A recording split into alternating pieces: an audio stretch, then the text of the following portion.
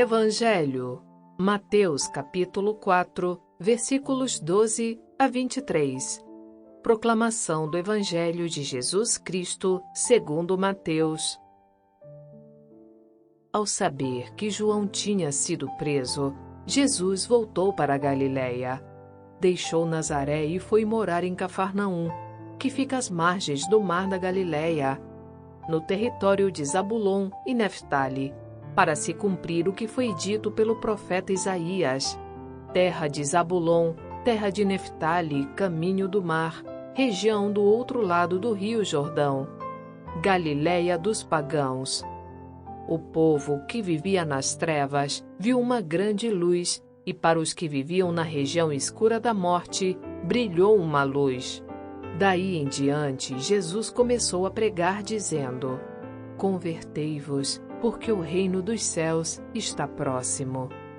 Quando Jesus andava à beira do mar da Galiléia, viu dois irmãos, Simão, chamado Pedro, e seu irmão André. Estavam lançando a rede ao mar, pois eram pescadores. Jesus disse a eles: Segui-me, e eu farei de vós pescadores de homens. Eles imediatamente deixaram as redes e o seguiram. Caminhando um pouco mais, Jesus viu outros dois irmãos, Tiago, filho de Zebedeu, e seu irmão João. Estavam na barca com o seu pai Zebedeu, consertando as redes. Jesus os chamou. Eles imediatamente deixaram a barca e o pai e o seguiram. Jesus andava por toda a Galiléia, ensinando em suas sinagogas, pregando o evangelho do reino e curando todo tipo de doença e enfermidade do povo. Palavra da salvação. Glória a vós, Senhor.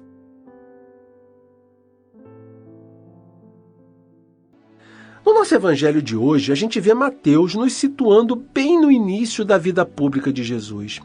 Segundo essa narrativa, Jesus acabava de ter se mudado para a cidade de Cafarnaum, e Mateus percebe o significado profundo que esse acontecimento tinha. Ele se recorda do que havia sido profetizado por Isaías, exatamente no trecho que nós lemos hoje na primeira leitura. A cidade de Cafarnaum ficava no território de Zabulon e de Neftali. Esse território era justamente aquele mencionado por Isaías, e que iria receber a luz que iluminaria as trevas e retiraria as pessoas da sombra da morte em que elas estavam vivendo. Percebam, pessoal, que Mateus contextualiza esse início da vida pública de Jesus, a chegada dessa luz que havia sido profetizada por Isaías justamente na terra da Galiléia. A região da Galiléia era um local onde havia uma grande confluência de povos de diversos lugares. Então Mateus, já no início da sua narrativa, já nos dá a entender que a luz se manifestou para todos aqueles que ali estavam. A luz não se manifestou num lugar onde havia exclusividade para os judeus. A luz se manifestou num local de convergência de diversas nações. Cafarnaum era um local onde os gentios e os judeus viviam muito próximos. Portanto, gente, a salvação de Jesus tinha chegado não só para os judeus, mas para todas as nações. E logo em seguida, Mateus nos mostra Jesus narrando a essência da sua missão para as pessoas, né? Jesus diz: Convertei-vos, porque o reino dos céus está próximo. Jesus conclamava as pessoas a mudarem de vida, porque a salvação de Deus estava muito próxima delas. O reino de Deus tinha chegado para elas. Logo em seguida, Mateus começa a apresentar as primeiras pessoas que viriam a se tornar os primeiros discípulos de Jesus, aqueles que seriam seus companheiros de missão. E aqui, nós precisamos ter o entendimento do que significava a expressão Reino de Deus. Nós já somos muito familiarizados com essa expressão. Mas na concepção das pessoas daquela época, que viviam decepcionadas com a atuação daqueles que governavam sobre elas, dos reis, né, que tanto tempo mandaram em Israel, e sobre esses reis, os livros do Antigo Testamento estão cheios de narrativas de injustiças que eram cometidas contra os mais fracos, contra os mais vulneráveis, da falta de respeito com que esses reis tratavam aqueles que eram subordinados à sua autoridade. Os livros também narram inúmeros episódios em que esses reis fizeram pouco caso dos compromissos que eles tinham em relação à aliança firmada entre Deus e o povo, do pouco caso que eles faziam em relação às suas obrigações com Javé. Portanto, reino de Deus era uma expressão que designava um tempo onde o próprio Deus exerceria diretamente a sua soberania sobre as pessoas, ao invés das pessoas estarem submetidas a esses governantes que ofereciam a elas injustiça, violência e opressão. O reino de Deus iria ser um reino onde Deus governaria o povo com justiça, com misericórdia, com amor. Um tempo onde ele cuidaria particularmente dos pobres e dos marginalizados. Um tempo marcado pela abundância de bens para todos e por uma paz eterna. Jesus tinha consciência de que ele estava diretamente ligado à implementação desse reino. Por isso mesmo, gente, Mateus coloca esse anúncio feito por Jesus logo como a sua primeira manifestação para as pessoas que estavam ao seu redor. Mas para que esse reino de Deus chegasse verdadeiramente para as pessoas, Jesus faz antes uma outra exigência. E qual foi? Foi a exigência da conversão. A conversão é a atitude que vai fazer com que as pessoas mudem de mentalidade, mudem seu modo de pensar, mudem seus esquemas de vida. É através da conversão que as pessoas precisam mudar os valores essenciais das suas vidas, a sua postura perante as pessoas que estão ao seu redor e perante as situações que elas enfrentam diariamente. É a conversão que vai fazer com que as pessoas abandonem um estilo de vida que não é voltado para Deus e vai fazer com que elas adotem um novo estilo de vida que vai conduzir elas para Deus através da prática em suas vidas dos valores do reino de Deus. Somente quando as pessoas colocarem os valores desse reino de Deus no lugar central das suas vidas, é que elas vão estar preparadas para que Deus reine verdadeiramente sobre elas. Por isso, antes da chegada do reino de Deus, precisa haver, gente, a conversão pessoal. Mas não uma conversão apenas da boca para fora. Precisa haver uma conversão verdadeira, sincera, no coração de cada um, na vida de cada um. Somente dessa maneira o reino de Deus vai poder nascer no coração e começar a ser uma realidade que vai ter poder de transformar o mundo. E por fim, Mateus faz a narração do chamamento dos primeiros discípulos.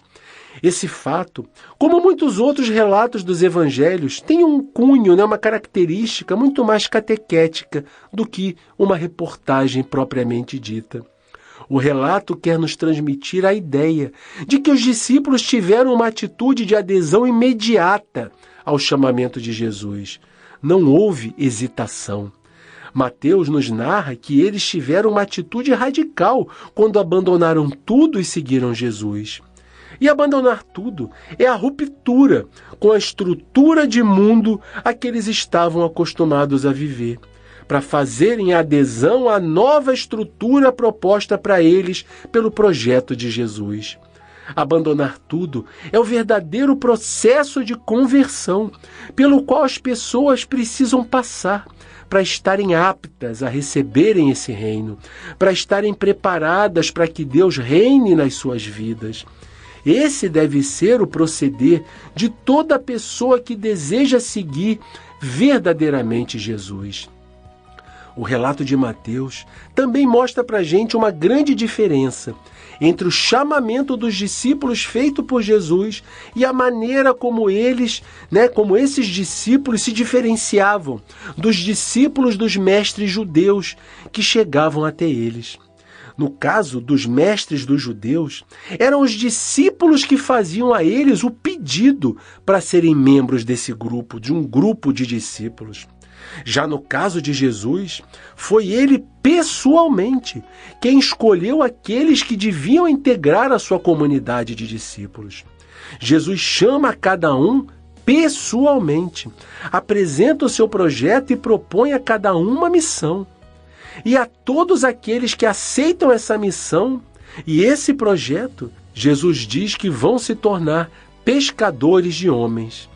Na cultura judaica, pessoal, o mar é o símbolo de um lugar onde habitam os demônios, um lugar onde as forças da morte lutam contra as forças da vida, onde as pessoas lutavam bravamente pela obtenção e manutenção da sua felicidade. Portanto, a tarefa dos discípulos vai ser fisgar as pessoas desse mar e de libertar desse ambiente que quer mergulhar e afundar as suas vidas na infelicidade e na morte.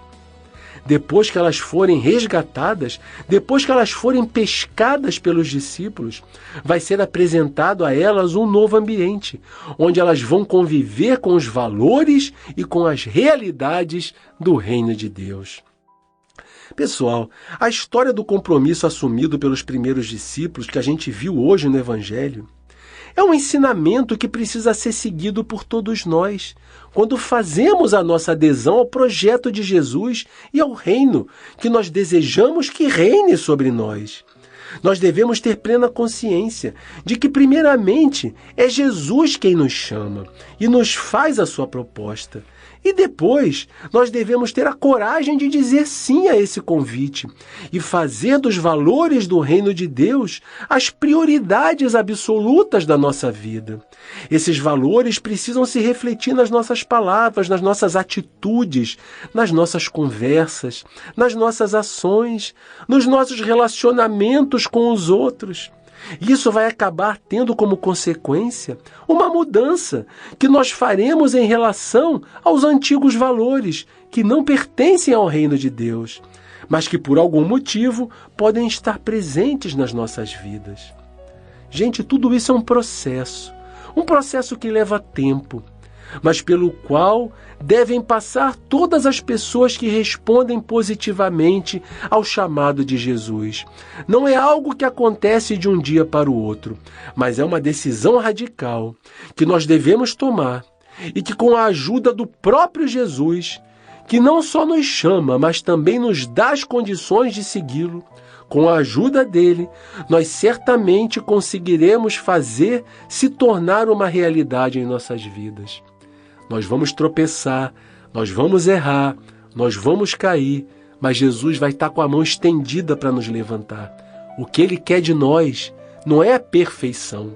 O que Ele quer de nós é que nós tenhamos um compromisso sincero no nosso coração, um compromisso de conversão, um compromisso de mudança de vida, um compromisso de adesão aos valores do seu reino. Pessoal, muito obrigado. Quem não deixou um joinha, deixa um comentário, compartilhe o nosso trabalho, se inscreva também no nosso canal, nos ajude a evangelizar. Um grande abraço para cada um de vocês e até o nosso próximo programa. Obrigada, Antônio. Obrigado, ouvintes. Tenha uma excelente semana e que Deus abençoe a todos.